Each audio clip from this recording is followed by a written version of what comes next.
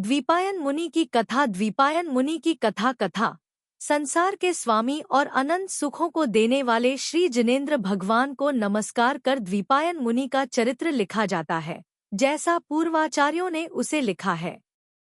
सोरठ देश में द्वारका प्रसिद्ध नगरी है। नेमिनाथ भगवान का जन्म यहीं हुआ है। इससे यह बड़ी पवित्र समझी जाती है। जिस समय की यह कथा लिखी जाती है उस समय द्वारका का राज्य नव में नारायण, बलभद्र और वासुदेव करते थे। एक दिन ये दोनों राजराजेश्वर गिरनार पर्वत पर नेमिनाथ भगवान की पूजा वंदना करने को गए। भगवान की इन्होंने भक्ति पूर्वक पूजा की और उनका उपदेश सुना। उपदेश सुनकर इन्हें बहुत प्रसन्नता हुई।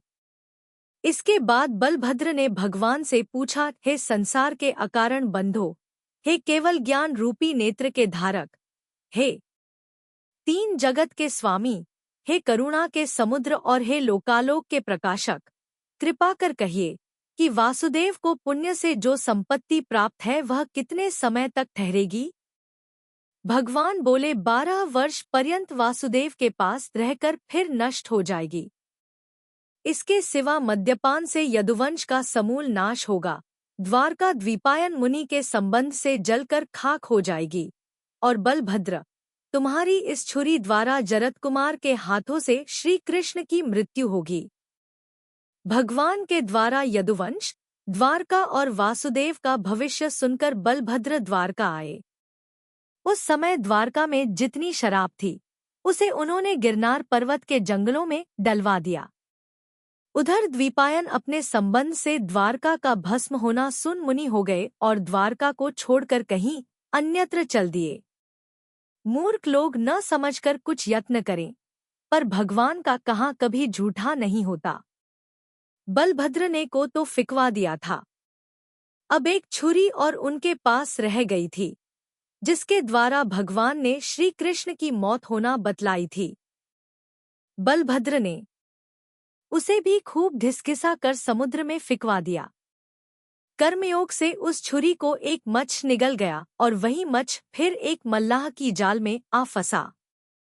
उसे मारने पर उसके पेट से यह छुरी निकाली और धीरे धीरे वह जरत कुमार के हाथ तक भी पहुंच गई। जरत कुमार ने उसका बाण के लिए फला बनाकर उसे अपने बाण पर लगा लिया। 12 वर्ष हुए नहीं, पर द्वीपायन को अधिक महीनों का ख्याल न रहने से 12 वर्ष पूरे हुए समझ वे द्वारका की ओर लौट आकर गिरनार पर्वत के पास ही कहीं ठहरे और तपस्या करने लगे। पर तपस्या द्वारा कर्मों का ऐसा योग कभी नष्ट नहीं किया जा सकता।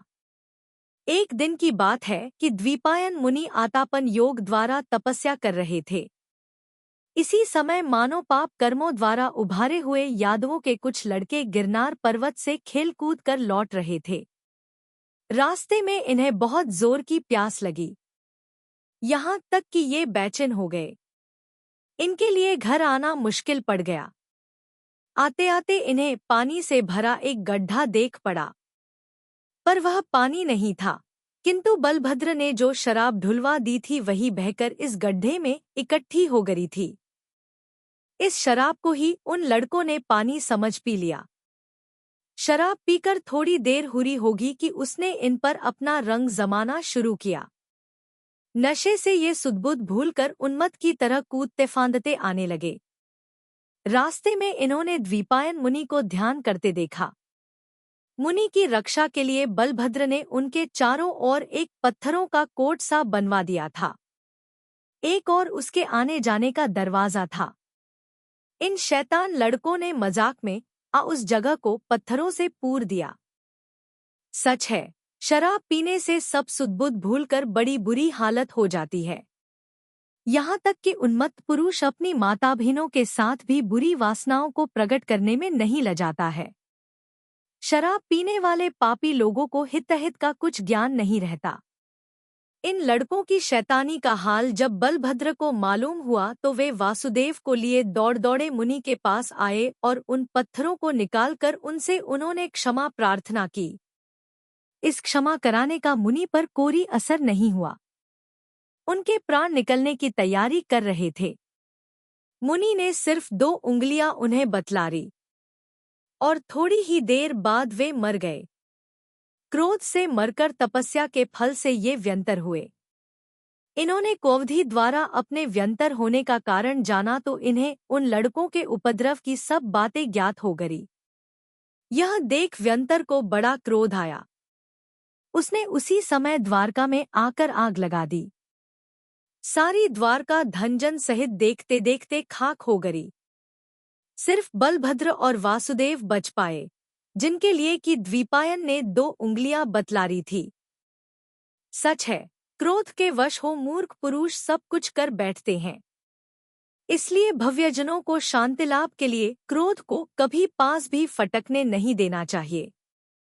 उस भयंकर अग्नि लीला को देखकर बलभद्र और वासुदेव का भी जीने का ठिकाने न रहा।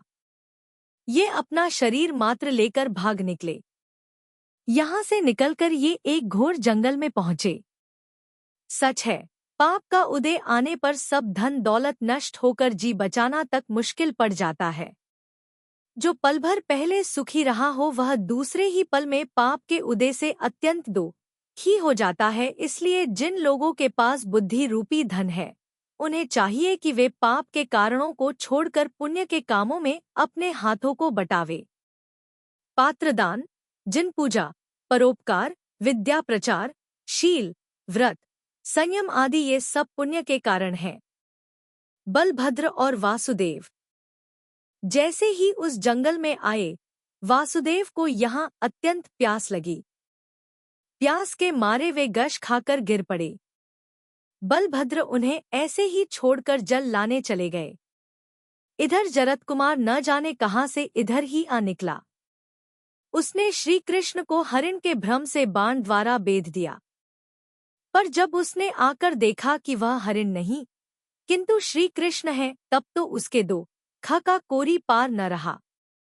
पर अब वह कुछ करने धरने को लाचार था। वह बलभद्र के भय से फिर उसी समय वहां से भाग लिया। इधर बलभद्र जब पानी लेकर लौटे और उन्होंने श्री कृष्ण की यह दशा देखी, तब उन्हें जो दुख हुआ वह लिखकर नहीं बताया जा सकता। यहाँ तक कि वे भ्रातृ प्रेम से सिंडी से हो गए और श्री कृष्ण को कंधों पर उठाए महीनों पर्वतों और जंगलों में घूमते फिरे। बलभद्र की यह हालत देख पूर्वजन्म के मित्र एक देव को बहुत खेद हुआ। उसने आकर इन्हें समझा बुझाकर शांत किया और इनसे भारी का दहन संस्कार करवाया। संस्कार कर जैसे ही ये निवृत्त हुए, इन्हें संसार की दशा पर बड़ा वैराग्य हुआ। ये उसी समय सब दुख, शोक, माया मता छोड़कर योगी हो गए। इन्होंने फिर पर्वतों पर खूब दुस्साह तप किया। अंत में धर्मध्यान सहित मरण कर ये महेंद्र स्वर्ग में देव हुए। वहां ये प्रतिदिन नित नए और मूल्यवान सुंदर सुंदर वस्त्राभूषण पहनते हैं। अनेक देव देवी इनकी आज्ञा में सदा हाजिर रहते हैं। नाना प्रकार के उत्तम से उत्तम स्वर्गीय भोगों को ये भोगते हैं। विमान द्वारा कैलाश समेत शिखर, हिमालय, गिरनार आदि पर्वतों की यात्रा करते हैं और विदेह क्षेत्र में जाकर साक्षात जिन भगवान की पूजा भक्ति करते हैं। मतलब यह है कि पुण्य के उदय से उन्हें सब कुछ सुख प्राप्त है और वे आनंद उत्सव के साथ अपना समय बिताते हैं। जो सम्यक दर्शन, सम्यक ज्ञान और सम्यक चरित्र रूप इन 3 महान रत्नों से भूषित है, जो जिन भगवान के चरणों के सच्चे भक्त हैं, चरित्र धारण करने वालों में जो सबसे ऊंचे है, जिनकी परम पवित्र बुद्धि गुणरूपी रत्नों से शोभा को धारण किए हैं और जो ज्ञान के समुद्र हैं, ऐसे बलभद्र मुनिराज मुझे वह सुख, शांति और वह मंगल दे, जिससे मन सदा प्रसन्न रहे।